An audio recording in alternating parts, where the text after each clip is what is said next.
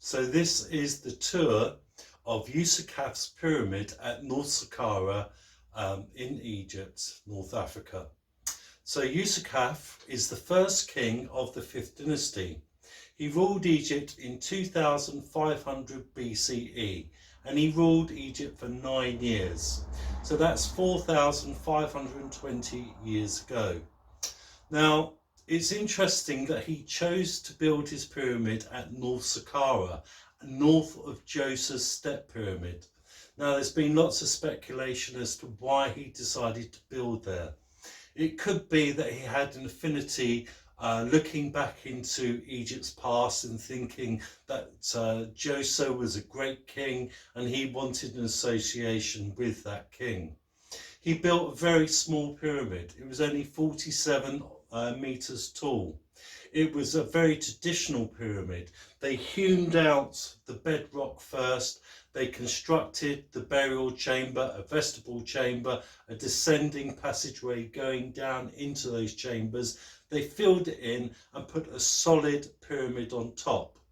They used local stone and clad the outside with white Tura limestone.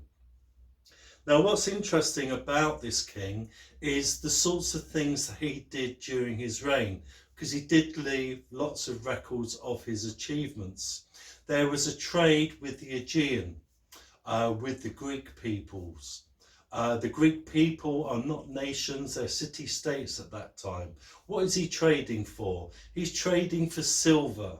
And what's he got to offer? He's got to offer something which the ancient world needs. He has papyrus paper and many other products in Egypt.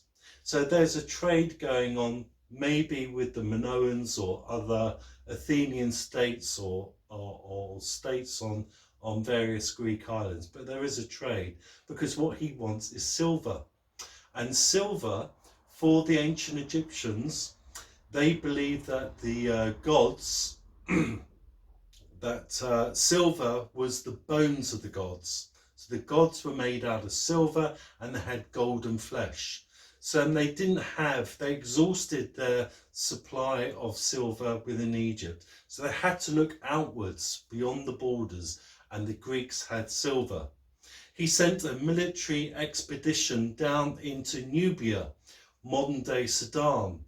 What was he after there? He was after the gold fields of Nubia. So that was another reason to expand beyond Egypt's borders. And later on in Egyptian history, the Egyptians legalized their occupation of Nubia and Sudan by saying that wherever the River Nile flowed was an extension of the borders of Egypt.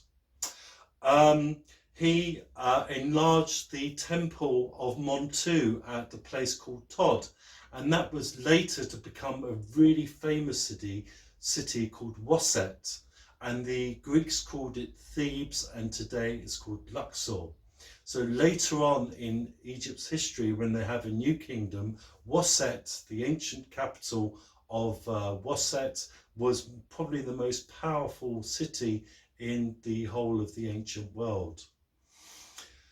Now, he made lots of land endowments to the sun god Ra, because he came from the priesthood of Heliopolis. He was a priest of Ra. He made land donations to the goddess Hathor. Now Hathor was a form of the goddess Isis, and the king is supposed to be the living Horus, and his mother was supposed to be Isis. Now, going back to the myth of Osiris, to hide from Seth after she rediscovered her husband's body, she turned herself into a cow and hid in the papyrus marshes. So sometimes Isis is shown in the form of either a woman or a cow. And when she's in the form of a cow, she's known as Hathor Isis. Right.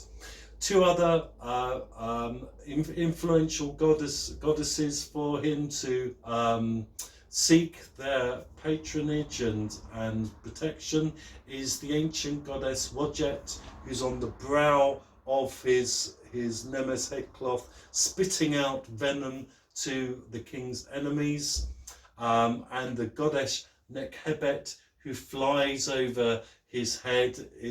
Her wings are the Nemes headcloth. He honoured them both. So let's have a look at the pyramid plan of Userkaf at North Saqqara. It's a slightly different layout from the traditional layout of an Old Kingdom pyramid. You have the pyramid itself. Next to it is a small chapel. Now, I think this was used as a kind of a serdab for visitors coming to the pyramid to ask favours of the king's spirit.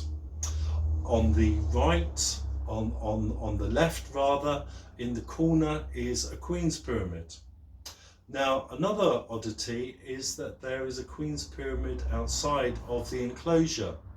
I think the one inside the enclosure was his chief wife who died, and he had her buried there, and the one outside the enclosure was his second wife, and he wasn't expecting her to die within his lifetime. Maybe she was a younger woman.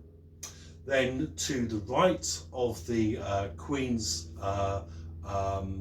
pyramid, which is inside the enclosure, is the Mortuary Temple. The activity of the mortuary cult that is going to sacrifice the animals and offer them along with all the other goods, dates and figs and wheat, barley and beer and wine, etc., to the king's spirit, to replenish his spirit, so he can make that journey back to the afterlife.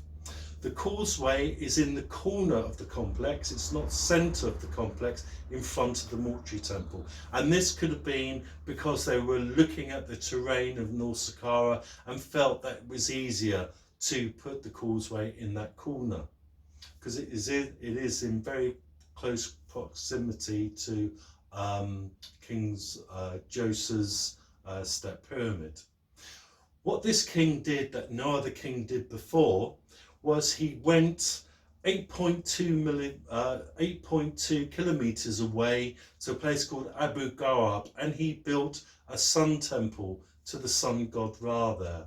So it was a podium structure, a bit like a mastaba, and it had an obelisk on top. And maybe at the top of the obelisk it was some gold foil. It was clad with Tura limestone on the outside, and he set a precedent here because later kings would build their pyramids at a place called Abu Sur, which is 1 or 2 kilometers away from Abu Gharaib, and those kings also built sun temples at Abu Gharaib as well. Later kings may have built a causeway and a valley temple and added to Userkaf's structure, which he built at Abu Gharaib. What we know from later kings is they built a pyramid at Abu Sur and a sun temple at Abu Gharaib, and there was a man-made canal connecting both, and the sacrifices would be made at the sun temple and then sailed down to the pyramid for the king's spirit to absorb all the power of the sun god Ra. So we don't know if that practice happened at Abu Gharaib, but it's an open court. All the rays of the sun have got to reach every part of the inner complex. Maybe there were sacrifices there and brought 8.2 kilometers away. We hadn't found evidence of a canal connecting both structures, but maybe that was what it was for. He's an interesting king. He only ruled Egypt for 9 years, so he came to the throne later in senior years. He still got Kaf in his name, but he was a high priest of Heliopolis, a high priest of the sun god Ra.